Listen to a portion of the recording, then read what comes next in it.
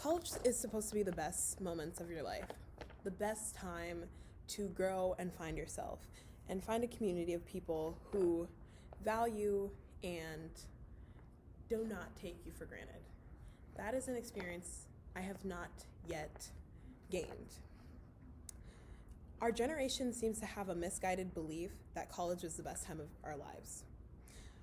With ideologies like ring by spring, your roommates are your family.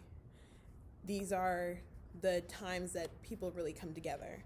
Our harmful belief systems that have been implanted into our brains, tricking us into believing that college is really the greatest time of our lives, leading us to disappointment when faced with the sad reality that college can be lonely and outright uneventful. When I entered Bethel University, I realized that they emphasize the importance of connection, family, and community, and I was faced with isolation and alienation. Although various groups describe their college life as Bethel, eventful and fun, I found it to be exaggerated.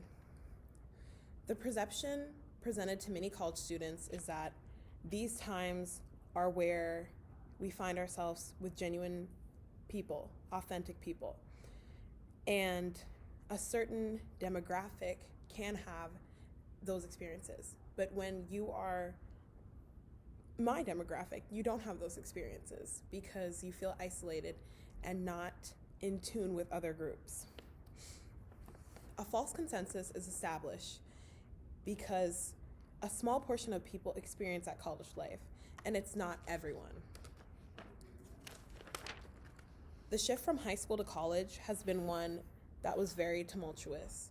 You no longer have your people that you're surrounded with. You no longer have a community that you know and love.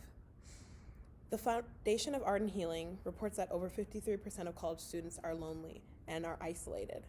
And if this is such a high percentage, why is it that we're still indoctrinated with this ideology that college is fun, welcoming, and these people are genuine in our lives?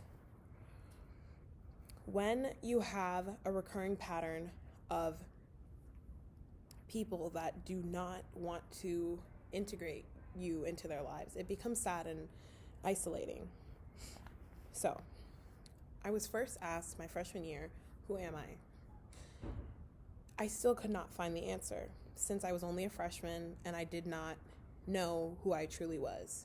So imagine throwing a bunch of freshmen into a place that they don't even know who they are, and then they don't have a community to help them discover that because they're so isolated. To start the journey of life, to find who you really are, you have mile markers. And those mile markers symbolize your friends that are cheering you on to reach the destination. If you're not able to have friends to help you face adversity and feel confident, you are left alone to your own devices. Boston University highlights the burden of mental health in these spaces. Mental health is really big and has heightened through COVID. So being in a predominantly white school and not having a group makes that mental health more prevalent. So I no longer find myself in wanting to find a group or friendships due to the fact that the isolation makes me feel so melancholy. You feel like you no longer want to put yourself in these positions because of this. So, authenticity. A friend, Eli Sandelman, student ambassador of Bethel, explains how toxic the environment that we are in has become. The culture of socializing just to socialize, going to events just because your friends are going, has taken out the authenticity of Bethel and Christian groups. He explains that welcome week, he felt extremely lonely. No one asked him how he's doing, and the life felt drained out of him because he was just serving and no one truly cared how he felt. So, something that's rare in college is authenticity, especially on this campus. And you're unable to fit into groups because they're not authentic. And you can't find behaviors that you relate with.